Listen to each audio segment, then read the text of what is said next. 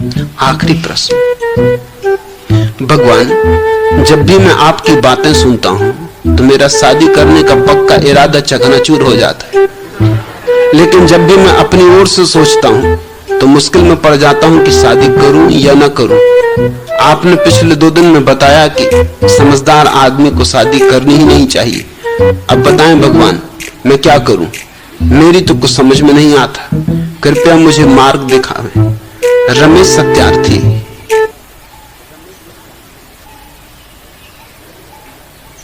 अपनी ही सोच समझ से चलो। मेरी बातें सुन के उलझोगे तो झंझट में पड़ोगे।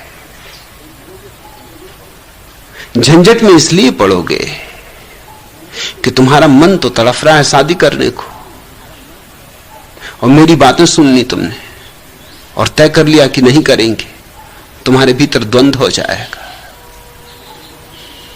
और जितना तुम चेष्टा करोगे कि शादी नहीं करनी, उतना ही शादी में आकर्षण बढ़ता जाएगा। शादी का एक लाभ है, करते से ही आदमी को विराग पैदा होता है। जब तक नहीं किया राग पैदा होता है।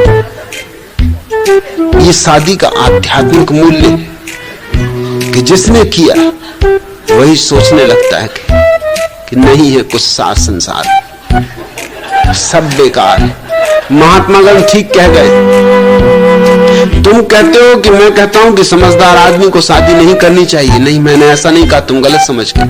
समझदार आदमी नहीं करता, मगर समझ कहां से लाओगे? शादी करोगे तभी तो समझ आएगी ना। पहले शादी करो, उससे समझ आएगी, फिर अगर समझ को कायम रख सको तो बहुत, फिर उस समझ में टिकना। अनुभव के बिना कोई समझ नहीं। मेरी समझ तुम्हारी समझ नहीं बन सकती, यही तो मैं कह रहा हूं। तुम्हारे पिता कह जाएं, तुम्हारे दादा कह जाएं, उससे क्या होगा? तुम्हारी समझ ही तुम्हारे काम आने वाली। शादी एक अनुभव है, कड़वा मीठा, सुख दुख भरा, कांटे भी है, फूल भी, रात भी दिन भी। उस अनुभव से गुजरना जरूरी है, उपयोगी है। हां, अगर तुम्हारे भीतर दूसरों को ही देख के इतनी समझ हो कि तुम चौंक जाओ, और तुम्हारे भीतर से ही भाव तिरोहित हो जाए, तो बात अलग। नहीं तो समझ कहां से लाओगे?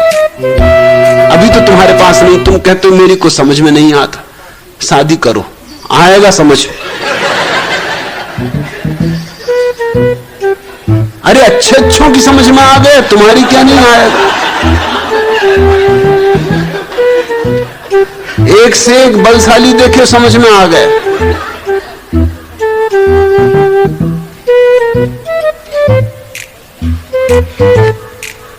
रद्दी में रद्दी डाल, बाबू मुसद्दी लाल। दफ्तर से आए पर घर के दरवाजे पर कदम रखने से पहले ऐसे घबराए जैसे चौखट के अंदर मीलों तक फैला कोई दहकता रेगिस्तान हो और वो प्यासे हो, या फिर प्रेतों का अड्डा कोई भूतिया मसान हो और सिर पर गंडासे हो। घर घर में कोई चिड़ियाघर हो जिसमें खूंखार जानवर आबाद हो, सबके सब भूखे हो और आजाद हो। न जाने उनके ऊपर किस दुर्वासा के शाप थे कि वो 1 नहीं 2 नहीं 5 लड़कियों के बाप थे। किस्मत की मारी थी, बेचारी थी, पीली पड़ रही थी, हाथ पीले नहीं हुए थे लेकिन कुंवारी थी।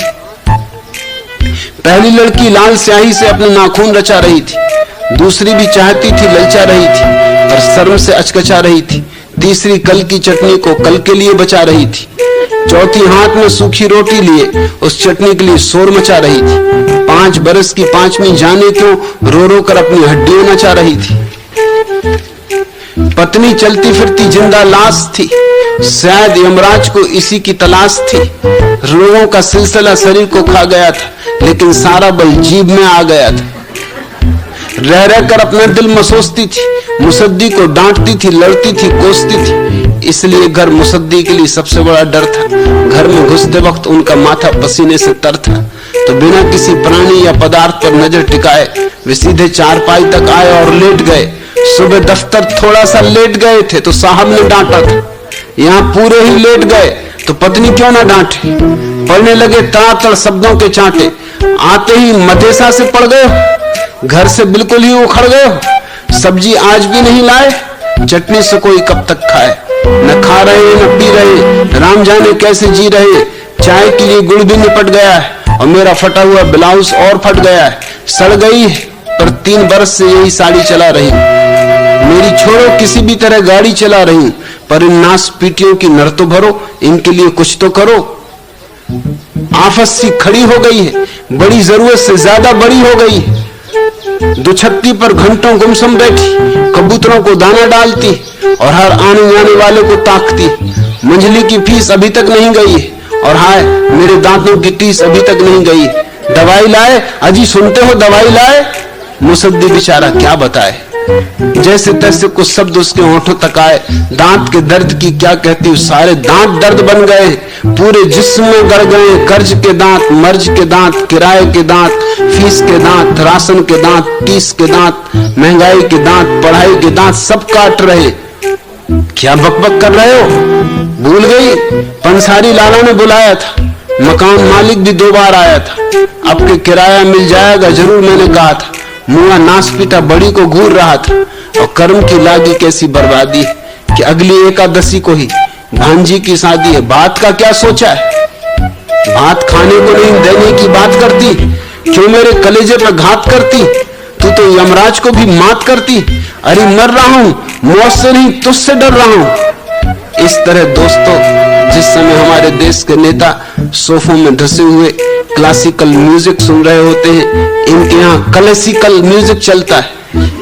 सब अभ्यस्त है, किसी को नहीं खलता है। क्लासिकल सुर जब क्लाइमेक्स पर आते हैं तो मुसीबत के मारे मुसद्दी लाल मर जाते हैं। इसके पहले कि भैया मरो, समझ लो तो अच्छा, जाग जाओ तो अच्छा, क्योंकि शादी तो सिर्फ शुरुआत है, फिर और बर्बादी, फिर बच्चे कच्चे, फिर उनका भी अनुभव आएगा। अभी जैसे शादी करने को मन ललचा रहा है, फिर बच्चे पैदा करने को मन ललचाएगा। अभी पति बनने को मन ललचा रहा है, फिर पिता बनने को मन ललचाएगा। और बात कहीं रुकती, फिर दादा बनने का मन ललचाता है, परदादा तक बनना चाहते हैं लोग। लोग चाहते हैं कि अपने सामने नाती पोतों को भी देख ले, उनका भी विवाह रचा ले। ये खेल चलता ही चला जाता है। समझ आ सकती हो तो जल्दी करो, अभी आ जाए तो बहुत अच्छा।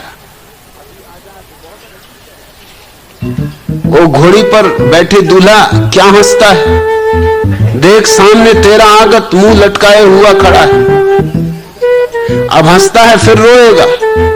सहनाई के स्वर में जब बच्चे चीखेंगे, चिंताओं का मुकुट शीश पर धरा रहेगा, खर्चों की घोड़ियां कहेंगी हाँ अब चढ़ ले, तब तुझको यह पता चलेगा उस मंगनी का क्या मतलब था, उस शादी का क्या सुयोग था।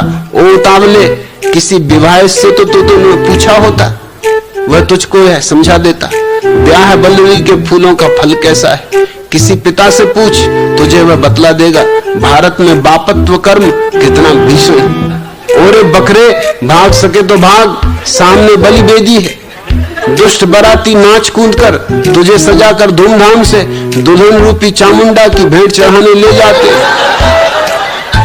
मंडप नीचे बैठी हो मिट्टी के माधो, हवन नहीं है भवसागर का बड़वा नल, मंत्र नहीं लहरों का गर्जन, पंडित नहीं ज्वार भाटा है, भांवर नहीं भंवर है पगले, दुल्हन नहीं वेल मछली है। तू गठबंधन जिसे समझता भाग रे, यम का फंदा है। ओरे पगले, ओ अबोध अनजान अभागे, तोड़ सके तो तोड़ अभी है कच्चे धागे। पग जाने पर जीवन भर यह रस्सा कसी भोगनी होगी। अरे निरक्षर, बीए बीटी होकर भी तू पानी ग्रहण का अर्थ समझने में असफल है। ग्रहण ग्रहण सब एक अभागे, सूर्य ग्रहण हो, चंद्र ग्रहण हो, पानी ग्रहण हो।